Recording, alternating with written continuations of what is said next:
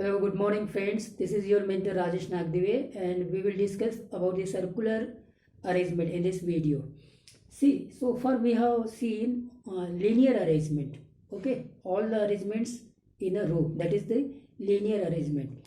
For example, if suppose that we have the four persons like A, B, C and D. So they can be arranged in a row like that.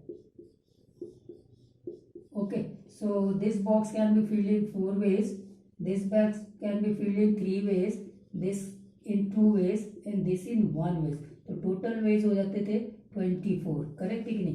ये तो आप लोगों को सब मालूम ही है. तो ये तो लीनियर अरेंजमेंट था. अब क्या होता है कि सर्कुलर अरेंजमेंट में आपको कुछ बातों को ध्यान रखना है.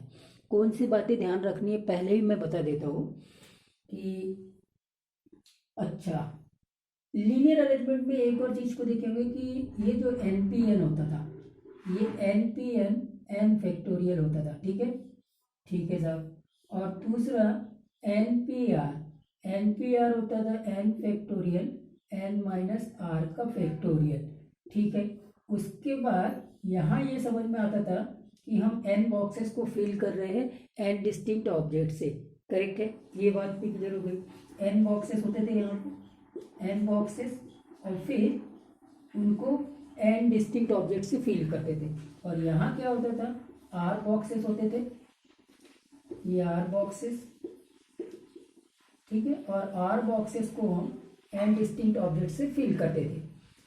ठीक है, ये तो हो गया लीनियर अरेंजमेंट. ठीक है, अब आते हैं सर्कुलर अरेंजमेंट में. सर्कुलर अरेंजमेंट में कुछ बातों को ध्यान रखना है. पहली बात क्या है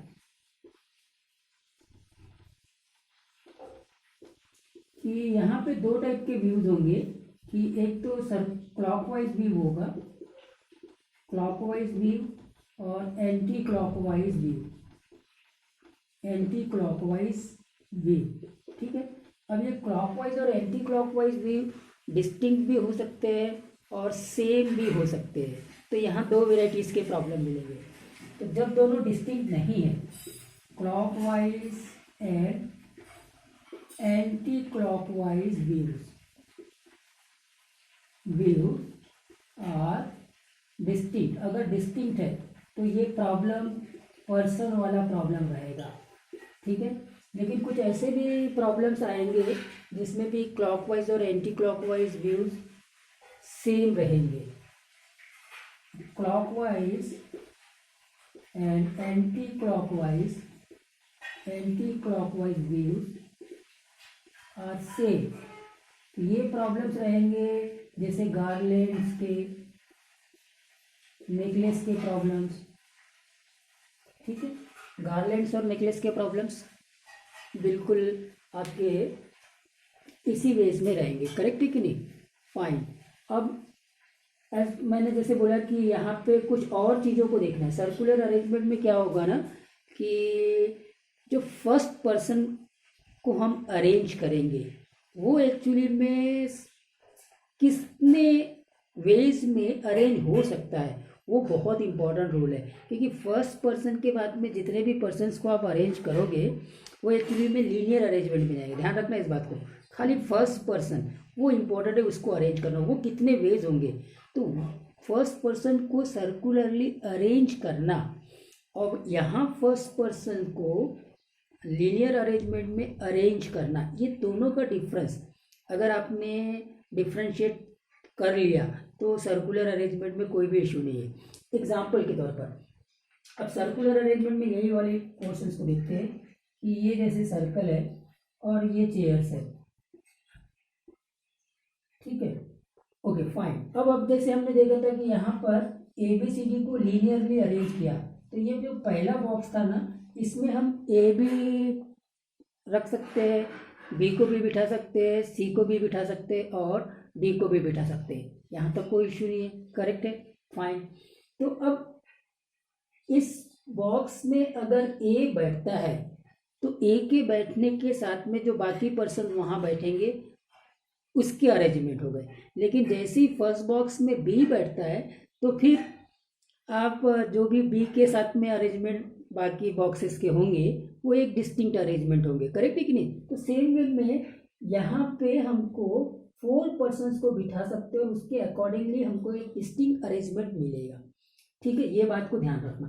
अब यहाँ देखते हैं, यहाँ अगर माना जाए मैंने ए को बिठा दिया, फर्स्ट पर्सन को बिठा दिया, करेक्ट है, तो ए यहाँ भी बैठ सकता है, ए यहाँ पे भी बैठ सकता है, ये यहाँ पे भी बैठ सकता है और ए यहाँ पे भी बैठ सकता है।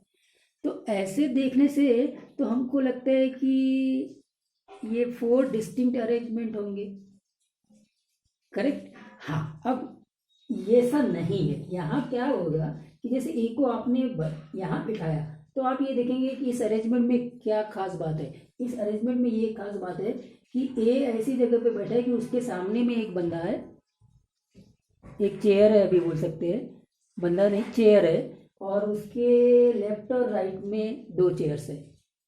ये अरेंजमेंट को हम ऐसा बोल सकते हैं। तो अगर मान लीजिए ए यहाँ ना बैठते हुए ए यहाँ बैठ गया, अगर ए यहाँ बैठ गया तब भी वही सिचुएशन आ रही है कि ए के सामने में एक चेयर है और उसके लेफ्ट और राइट में भी चेयर्स है। तो इसका मतलब पहला वाला अरेंजमेंट और ये वाला अरेंजमेंट दोनों तो सेम बात ही कह रही है कि ए बैठ रहा है तो उसके सामने में एक चेयर है और लेफ्ट में और राइट में भी एक एक चेयर है, करेक्ट है। तो ए यहाँ बैठे चाहे ए यहाँ बैठे चाहे ए यहाँ बैठे, जो भी अरेंजमेंट है वो एक्चुअली में सेम है। वो अरेंजमेंट को हम डिफाइन करेंगे तो उस अरेंजमेंट को हम कैसे डिफाइन करेंगे कि ए के सामने में एक चेयर है और उसके लेफ्ट और राइट में एक चेयर है। गॉट द पॉइंट, ठीक। तो अब इसीलिए जो फर्स्ट पर्सन बैठ रहा है जो कि यहाँ पे ए है, उसके जो टोटल नंबर ऑफ वेज होंगे वो 1 ही होंगे, चाहे वो यहाँ बैठे चाहे यहाँ बैठे चाहे यहाँ बैठे, जो यहाँ बैठे, जो अरेंजमेंट होगा ना वो 1 वे में ही होगा, करेक्ट है। हाँ, उसके बाद में अब दूसरा इंपॉर्टेंट पॉइंट क्या है कि जैसे ए बैठ गया है तो अब जो बी बैठेगा ना वो अब सर्कुलरली अरेंजमेंट में नहीं आएगा, वो लीनियर अरेंजमेंट में आएगा।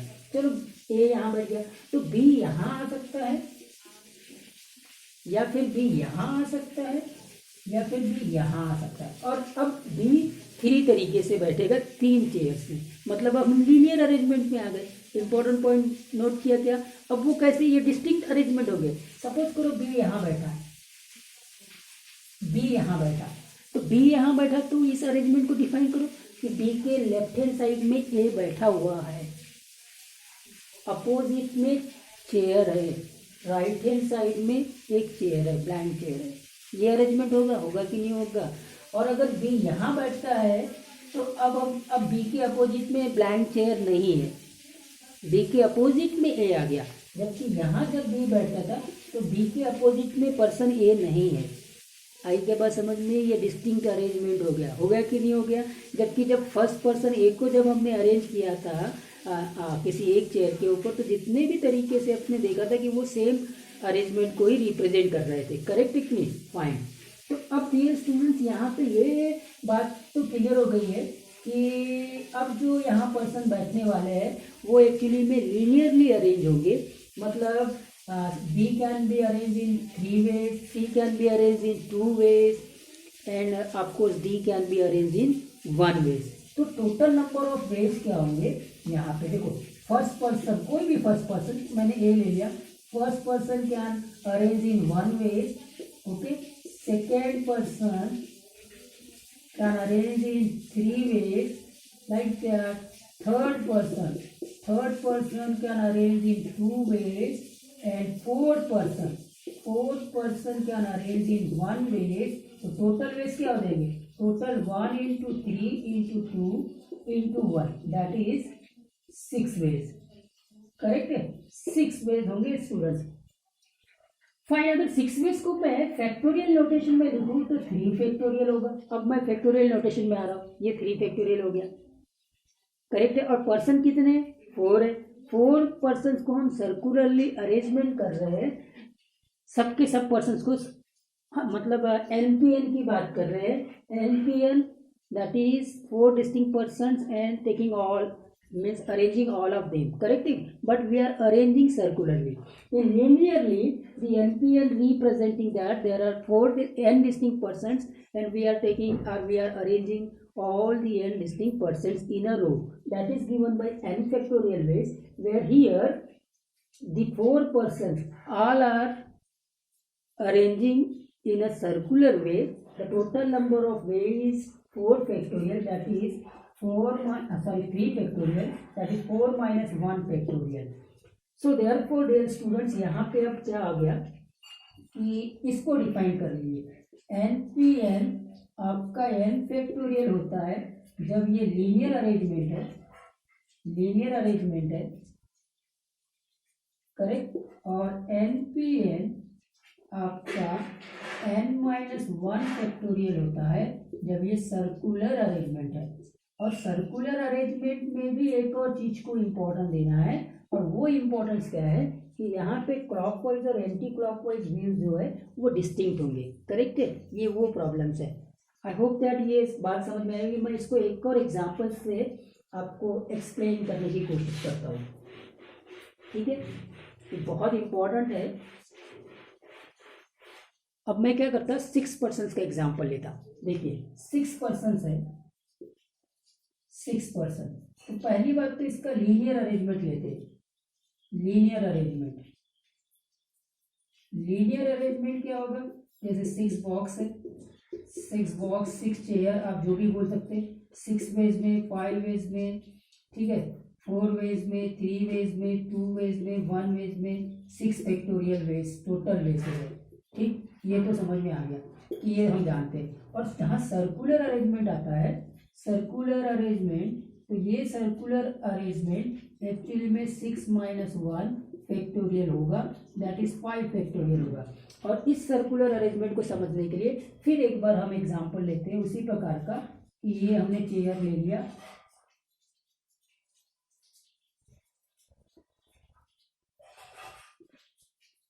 ये चेयर हो गए। So there are 6 chair. तो फर्स्ट पर्सन जो बैठेगा उसको सिर्फ बैठने का तरीका एक ही होगा, क्योंकि वो चाहे यहाँ बैठे, चाहे वो यहाँ बैठे, चाहे वो यहाँ बैठे, चाहे वो यहाँ बैठे, जो अरेंजमेंट होगा ना वो एक्चुअली में एक ही दिखेगा, सेम दिखेंगे। कैसे देख लीजिए, अगर आपने ये बना दिया तो अब आपको समझ में आ जाता है कि इसके जस्ट अपोजिट में ये वाली चेयर है और उसके लेफ्ट हैंड राइट में दो दो चेयर्स बैठे हुए। अगर आप यहाँ बैठे तो वही सिचुएशन, अपोजिट में एक चेयर आ जाएगी और लेफ्ट एंड राइट में दो चेयर आ जाएगी। तो फर्स्ट पर्सन जो बैठेगा, फर्स्ट पर्सन वो 1 वेज में बैठेगा, और फिर उसके बाद में जो सेकंड, थर्ड और फोर्थ और फिफ्थ और 6 पर्सन जो होंगे वो एक्चुअली में लीनियरली अरेंज होंगे, करेक्ट। तो सेकंड जो होगा वो 5 वेज में होगा, करेक्ट है क्या। और फिर थर्ड जो होगा वो कितने वेज में अरेंज होगा, 4 वेज में होगा। फोर्थ कितने वेज में होगा, 3 वेज में। फिफ्थ कितने वेज में होगा, 2 वेज में। और लास्ट वाला पर्सन कितने वेज में अरेंज होगा, तो 1 वेज में। Got the point. तो टोटल अरेंजमेंट जो होगा वो एक्चुअली में 5 फैक्टोरियल होगा। और इसी 5 फैक्टोरियल को चूंकि 6 पर्सन को अरेंज कर रहे हैं, ये 5 फैक्टोरियल बेस को मैं 6 माइनस 1 फैक्टोरियल लिख सकता हूँ। Got the point. तो डियर स्टूडेंट्स, ये बात क्लियर हो गई है कि एनपीएन दो तरीके से हम देख लिए। एनपीएन इसका लीनियर अरेंजमेंट ये बनता है n फैक्टोरियल, और इसका सर्कुलर अरेंजमेंट ये बनता है n माइनस 1 का फैक्टोरियल। मतलब 11% को सर्कुलरली अरेंज करना है तो आंसर आएगा 10 फैक्टोरियल, या 10 फैक्टोरियल को सर्कुलर टेबल पे, राउंड टेबल पे अरेंज करना है तो आंसर आएगा 9 फैक्टोरियल, एंड लाइक दैट। अब इसमें दूसरा पॉइंट्स क्या आ गया कि इस पर्टिकुलर अरेंजमेंट में एंटी क्लॉकवाइज और क्लॉकवाइज व्यूज जो है वो डिस्टिंक्ट है। ये मैंने आपको बता दिया। अगर डिस्टिंक्ट नहीं है कि एंटी क्लॉकवाइज वे में भी और क्लॉकवाइज वे में भी सेम व्यू आ रहा है, जैसे आप गार्लैंड को देखते हैं या हार को देखते हैं, तो हार को क्या करते हैं कि आप ऐसे पकड़ के रखें और फिर आपने इसको थोड़ा घुमा दिया, तब भी जो व्यूज है हार का वो वैसे ही दिखेगा। तो गार्लैंड और नेकलेस में टोटल नंबर ऑफ वेज कैसे आएगा वो देखते हैं। एन डिस्टिंक्ट ऑब्जेक्ट्स है और उनको आपने डिस्टिंक्ट तो रहेंगे यहाँ, लेकिन गार्लैंड बनाया है तो आप इसको जो टोटल नंबर ऑफ वेज लिखेंगे n माइनस 1 फैक्टोरियल बाई 2, ये करना पड़ेगा आपको। n minus 1 factorial divided by 2, and this is used in the problems of garlands necklace like that, correct है, ठीक है। तो स्टूडेंट्स अब इसके ऊपर हमको क्वेश्चंस करते हैं। आपने ये बात समझ लिया है कि एन डिस्टिंक्ट ऑब्जेक्ट को सर्कुलरली अरेंज करना है तो टोटल नंबर ऑफ फेज आ गया n-1 फैक्टोरियल, और वो कैसे आता है वो भी मैंने आपको बतला दिया। और फर्स्ट पर्सन ही आपको सर्कुलरली अरेंज करना है, वो वन वे में होगा। उसके बाद के जितने भी रिस्ट्रिक्शंस हम इम्पोज करेंगे वो एक्चुअली में लीनियर अरेंजमेंट के रिस्ट्रिक्शंस आएंगे। ये बात जरूर इंपॉर्टेंटली आपको ध्यान देना है। तो let's start with the problems. देखिए वेरी सिंपल जो प्रॉब्लम्स होते हैं वो तो हम लोगों ने चेक कर लिया है कि अगर 10% को सर्कुलरली अरेंज करना है without any restriction that can be arrange in 9 factorial veg, ठीक है। अब मैं क्या करूँगा कि रिस्ट्रिक्शंस इम्पोज करने वाले प्रॉब्लम्स को करवाता हूँ। तो ये देखिए, the number of ways in which 5 male and 2 female members of a committee can be seated around a round table so that 2 female members are not seated together. That is, the restriction is over the female members. There is no restriction on the male members. Correct है? Mail के ऊपर कोई restriction नहीं। पहले लिख लो, no restriction over mail, ठीक है। Male members के ऊपर कोई रिस्ट्रिक्शन नहीं है। तो जिसके ऊपर रिस्ट्रिक्शन नहीं होता उसको हम पहले अरेंज करते, तो जो मेल मेंबर्स होंगे वो सर्कुलरली अरेंज होंगे। So how many male members are there? 5. So 5 male members can be arranged circularly. तो ये तो हो जाएगा 4 फैक्टोरियल। हाँ, अब आप देख लीजिए, ये मेल, ये मेल, ये मेल, ये मेल और ये मेल, ये 5 मेल्स को मैंने सर्कुलरली अरेंज कर दिया, ठीक है। और अब मुझे कि ऐसे अरेंज करना है, seated around a round table so that the 2 females are not seated together. 2 female members एक साथ नहीं आना चाहिए। मतलब फीमेल मेंबर्स यहाँ आ सकती है, यहाँ आ सकती है, बीच में ये मेल आ गया तो साथ में नहीं होंगे। यहाँ आ सकती है, यहाँ आ सकती है और यहाँ आ सकती है। इतने पोजिशंस के ऊपर आप फीमेल मेंबर्स को अरेंज कर सकते हैं। 1 2 3 4 और 5। तो 5 स्टार पे आपको फीमेल मेंबर्स को अरेंज करना है। टोटल फीमेल मेंबर्स कितने हैं? 2 है। तो 5 पोर्शन पे 2 फीमेल मेंबर्स को अरेंज करना है। ये 5 पे 2 वेज होगा। तो फाइनली डियर स्टूडेंट्स, आपका जो आंसर होगा, सो आंसर आ गया आपका 4 फैक्टोरियल इंटू 5 पे 2 फैक्टोरियल। और ये आपको अरेंज कैलकुलेट करना आता है। 4 फैक्टोरियल, 5 फैक्टोरियल, 3 फैक्टोरियल, यहाँ से 3 फैक्टोरियल गया तो 120 इंटू 4 वेज ये आ जाएगा। करेक्ट है कि नहीं? तो आपने ये चेकआउट कर लिया है कि जब हम फीमेल मेंबर्स को यहाँ अरेंज कर रहे थे तो उसमें सर्कुलर का कोई कॉन्सेप्ट नहीं है, हमको स्टार मार्क्स के ऊपर अरेंज करना होता है। जैसे मैंने स्टार्टिंग में बोला है कि सर्कुलर अरेंजमेंट में जो फर्स्ट पर्सन को हम अरेंज करते हैं वो एक्चुअली में वन वे होता है, और the rest of the persons are going to arrange there in linearly only. सिर्फ लीनियर का कॉन्सेप्ट आता है। तो भाई यहाँ तो पहले ही ऑलरेडी मेल मेंबर्स को अरेंज कर दिया हो आपने circularly, that can be possible in 4 factorial ways. So the rest of the female members with this kind of restriction that the no 2 female members are seated together can be arranged linearly only. तो linearly ये कैसे arrange किया जाएगा? 5p 2 ways में। तो the multiplication का जो rule है काउंटिंग का, उसको आप अप्लाई कर सकते हैं और आंसर को फाइंड आउट कर सकते हैं। Let's move onward to the second question, right. और स्टूडेंट्स ये सेकंड वेराइटी का क्वेश्चन मैंने आपके लिए लिया है कि the number of ways that 8 beads मतलब मोती, 8 beads of different colour, different होना चाहिए, different colour be string as a necklace. तो इसका तो जो फार्मूला था वो n-1 फैक्टोरियल डिवाइडेड बाई 2 बनता है। करेक्ट है कि नहीं?